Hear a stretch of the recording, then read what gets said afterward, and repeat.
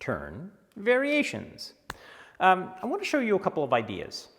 First and foremost, when we come into the dance, regardless of whether we're lead or follow, we are typically taught a very, the more advanced we become, a very simple ha ha ha, he says, turn.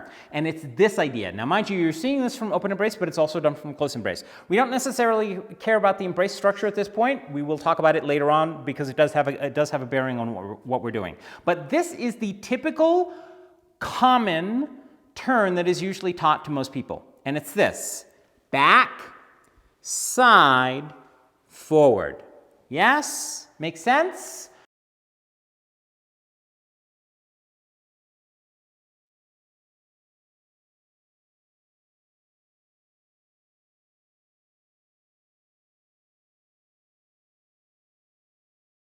Is that I went side, side, side, forward, forward, forward, or back, back, back. Okay. So why is this a variation? Why is this, why, and why am I doing this craziness? Well, I'll get to the why we're doing this craziness in just a little bit. But why is this a variation? Well, here's why it's a variation. Because this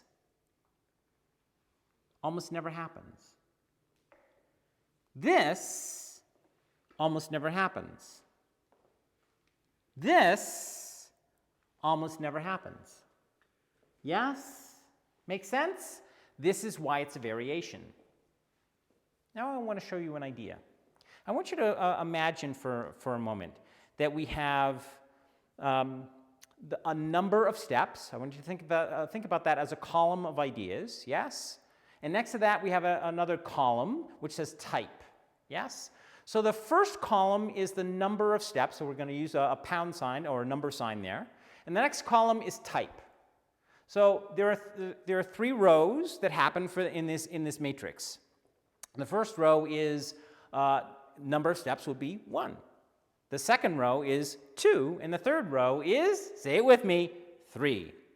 And the type here is forward, side, or back, and that can exist in either the first row, the second row, or the third row. So it's FSB, yes, as type, forward, side, or back.